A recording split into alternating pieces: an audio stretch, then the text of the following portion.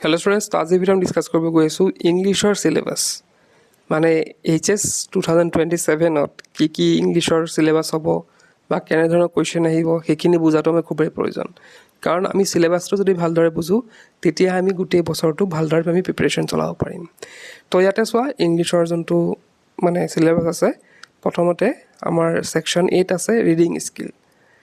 Reading স্কিলত কি আহিব? Unseen prose pages.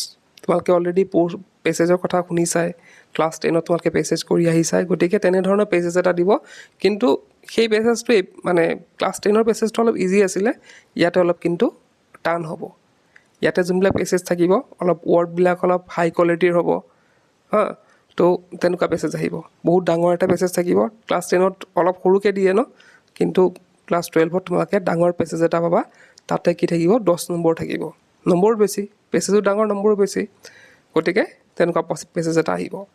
Next আছে আমাৰ ছেকশ্যন বিত এডভান্স ৰাইটিং স্কিল। তো এডভান্স ৰাইটিং স্কিল মানে তোমালোকৰ যোনবিলাক ধৰা লেটাৰ থাকিলে, জব এপ্লিকেশ্যন থাকিলে, তো সেইখিনি কথা ডিছকাছ কৰিম বাৰু পিছত। কিন্তু তোমালোকে জাষ্ট মোটামুটিকৈ জানি থোৱা যায় ইয়াতে কি হ'ব, এডভান্স ৰাইটিং স্কিলত 25 আহিব। নেক্সট আহিব গ্ৰামাৰ ছেকশ্যন। ছেকশ্যন 3 হৈছে গ্ৰামাৰ ছেকশ্যন। তো গ্ৰামাৰ ছেকশ্যনত কি আহিব? নেৰেশ্যন আহিব। নেৰেশ্যনত তাৰপিছতে ভইচ আহিব। ইয়াতে চোৱা নম্বৰবিলাকো ভাগ কৰা হৈ আছে। নেৰেশ্যন আহিব 4 মাৰ্কছৰ, 4 নম্বৰৰ নেৰেশ্যন দিব, ভইচ দিব 3 মাৰ্কছৰ। তাৰপিছতে টেন্সৰ পৰা আহিব 5 মাৰ্কছ। টেন্সৰ পৰা মানে টেন্স মানে হৈছে কাৰেক্ট টেন্স আৰু তোমালোকে যোনবিলাক ক্লাছ 10ত কৰি আহিছা বা ক্লাছ 11ত কৰিছা সেইখিনি হৈছে কাৰেক্ট টেন্স আহিব ইয়াতো। তাৰপিছত আছে প্ৰিপজিশ্যনছ। তোৰ প্ৰিপজিশ্যনত আহিব কিমান? 4 মাৰ্কছ। আৰু ট্ৰান্সফৰ্মেশ্যন অফ চেণ্টেন্সেছ, ইয়াতো আহিব কিমান? 4 মাৰ্কছ। এতিয়া ট্ৰান্সফৰ্মেশ্যন অফ চেণ্টেন্সত কি আহিব? কমপ্লেক্স, কম্পাউণ্ড, চিম্পল চেণ্টেন্স সেইবিলাক, ডিগ্ৰী আহিব, তাৰপিছত টেগ কুৱেশ্যন আহিব, তাৰপিছতে নিগেটিভ, ইণ্ট্ৰগেটিভ সেইবিলাক আহিব। তো এনেকৈ টোটেল মাৰ্কছ আহিব আমাৰ গ্ৰামাৰত 20 মাৰ্কছ। তাৰপিছত আহিছে আমাৰ কিতাপৰ পৰা। কিতাপৰ যদি আমি চাওঁ, আমাৰ যোনখন ফ্লেমিংগ কিতাপ আছে তাৰ পৰা আহিব 30 মাৰ্কছ, আৰু যোনটো আমাৰ ভিষ্টাছ আছে তাৰ পৰা আহিব 15 মাৰ্কছ। তো এতিয়া আমি যদি পেছেজৰ কথা অলপ ডিটেইলছত ডিছকাছ কৰোঁ, ইয়াতে পেছেজটোৰ লেন্থ হ'ব তোমালোকৰ প্ৰায় 500 to 800 ৱৰ্ডছৰ হ'ব। আৰু তাৰে কি হ'ব, তোমালোকৰ 7 মাৰ্কছৰ ধৰা কুৱেশ্যন আহিব, আৰু 3 মাৰ্কছৰ ভোকাবুলাৰী আহিব। হয়তো ভোকাবুলাৰী মানে তোমালোকৰ হয়তো ৱৰ্ড মিনিং সুধিব পাৰে, বা নিগেটিভ ৱৰ্ড মানে ধৰা চিনোনিয়ামছ, এণ্টনিয়ামছ সেইবিলাকৰ পৰা আহিব 3 মাৰ্কছ। তো আমি যদি এডভান্স ৰাইটিং স্কিলৰ বিষয়ে আৰু ডিটেইলছত ডিছকাছ কৰোঁ, ইয়াতে প্ৰথমতে আছে চোৱা এডভাৰটাইজমেণ্ট এণ্ড ন'টিছ, তাৰপিছত আছে পোষ্টাৰ, তাৰপিছত আছে writing formal and informal invitation. তো ইয়াত দেখিছা 3টা অপশ্যন আছে, এডভাৰটাইজমেণ্ট আৰু ন'টিছ, তাৰপিছত পোষ্টাৰ আৰু writing formal and informal invitation. তো বেছিভাগ মেক্সিমাম আমাৰ কি হয়, আমাৰ 3টা অপশ্যন থাকে ধৰা ন'টিছ, এডভাৰটাইজমেণ্ট আৰু পোষ্টাৰ। তো আমি যদি তাৰ পৰা 2টাও কৰোঁ তথাপিও আমাৰ কিন্তু হৈ যাব। আমি তোমালোকে ধৰা ভাবিলা যদি বোলে ন'টিছখনটো তোমালোকে ক্লাছ 9ত কৰি আহিছা, তো ন'টিছখন চালেই হ'ব, আৰু লগতে যদি পোষ্টাৰ প্ৰেক্টিছ কৰা তো তোমালোকৰ কমন পৰি যাব। তো তেনেকৈ চালেই হ'ল। নেক্সট যদি আমি চাওঁ অপশ্যনটো, তো তাতে কি থাকিব? A report or factual description based on verbal input provided 1 out of 2, 100 to 125। তো ইয়াতে ফেকচুৱেল ডেছক্ৰিপশ্যন লিখিব দিব। ফেকচুৱেল ডিছক্ৰিপশ্যন লিখিব দিব, 2টা থাকিব, তাৰে আমি কি কৰিব লাগিব? যিকোনো এটা কৰিলেই হ'ল। তো ফেকচুৱেল ডেছক্ৰিপশ্যন বুলিবলৈ তাতে কি থাকিব? এটা কণ্ডিশ্যন দিয়া থাকিব। কণ্ডিশ্যন মানে ধৰা তোমাৰ ব্ৰাদাৰে তোমাৰ কলেজত এডমিশ্যন ল'ব বিচাৰিছে, তো সেই এডমিশ্যন প্ৰচেছটো তুমি লিখা।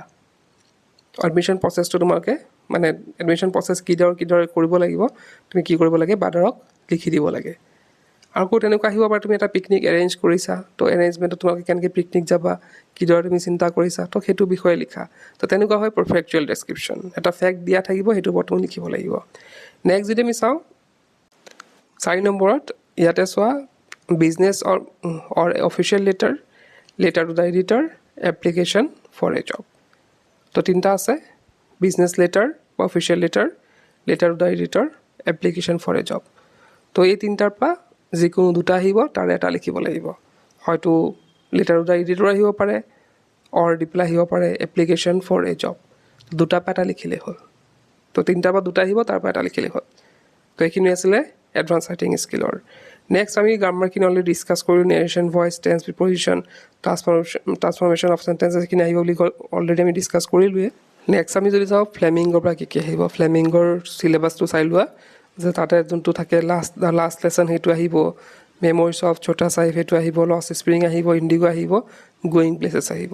পয়েট্ৰি ছেকশ্যনৰ পৰা যদি আমি চাওঁ ইয়াতে my mother at 66, keeping quiet, A things of beauty, A rose side stand, সেইকেইটা আহিব আমাৰ এক্সামত। ইয়াতে চোৱা কেনেকৈ আহিব চোৱা, 1 out of 2 extract based on poetry from the text to the test, comprehension and appreciation।